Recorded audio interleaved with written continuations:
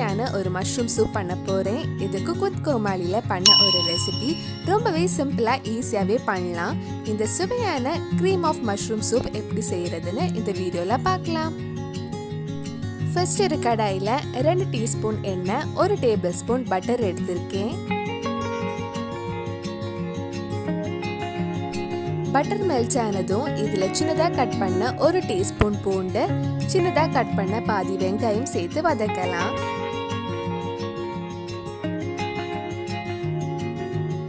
வெங்காயம் கொஞ்சம் வதங்கினதும் இதில் 100 கிராம் மஷ்ரூம் சேர்த்து வதக்க போகிறேன்.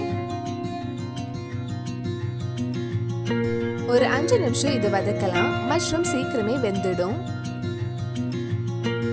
நம்ம சேனலில் நிறைய குக் கோமாளி ரெசிபி, சூப் ரெசிபிஸ் எல்லாம் பண்ணியிருக்கேன். நீங்கள் இன்னும் அந்த ரெசிபிஸ் பார்க்கலன்னா அதோட லிங்க் டிஸ்கிரிப்ஷனில் இருக்கு. மறக்காமல் அந்த ரெசிபிஸும் போய் பாருங்கள். மஷ்ரூம் நல்லா வெந்துடுச்சு. இப்போ இதில் 1 டீஸ்பூன் மைதா ஆட் பண்ணுறேன். மைதாவோட பச்சை வாசனை போகிறதுக்காக 1 நிமிஷம் கிட்ட இது வதக்கலாம்.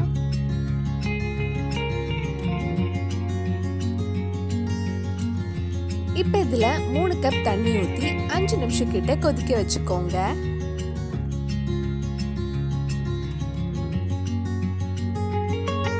இப்போ இதில் தேவையான அளவு உப்பு, 1/2 டீஸ்பூன் நல்ல மிளகு பொடியும் ஆட் பண்ணுறேன். கடைசியாக உங்கள் டேஸ்ட்டுக்கு ஏற்ற மாதிரி நல்ல மிளகு பொடியும் உப்பும் ஆட் பண்ணிக்கலாம். இப்போ 5 நிமிஷம் கிட்ட ஆயிடுச்சு.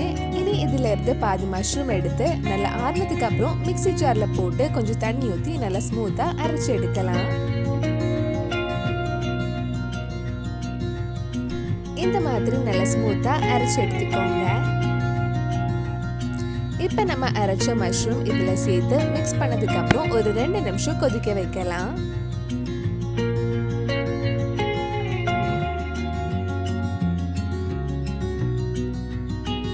கடைசியா இதுல 1/4 கப் ஃப்ரெஷ் க்ரீம் ஊற்றி மிக்ஸ் பண்ணிட்டு லைட்டாக சூடானதும் ஆஃப் பண்ணிடலாம். ஃப்ரெஷ் க்ரீம் போட்டதுக்கு அப்புறம் ரொம்ப நேரம் கொதிக்க வைக்க கூடாது.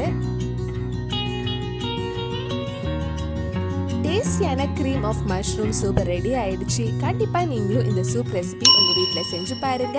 பிடிச்சிருந்தா இந்த வீடியோவை லைக் பண்ணுங்க, உங்க ஃப்ரெண்ட்ஸ் அண்ட் ஃபேமிலிக்கு ஷேர் பண்ணுங்க. வேற என்னெல்லாம் குக் கோமாளி ரெசிபி நம்ம சேனல்ல ட்ரை பண்ணலான்னு கீழே கமெண்ட் பாக்ஸ்ல சொல்லுங்க. நீங்க இன்னும் என்னோட சேனல் சப்ஸ்கிரைப் பண்ணலைன்னா மறக்காம சேனலையும் சப்ஸ்கிரைப் பண்ணுங்க. கூடவே அந்த பெல் ஐக்கனையும் பிரஸ் பண்ணா நான் புது வீடியோ போட்ட உடனே உங்க போனுக்கு நோட்டிஃபிகேஷன் வந்துடும்.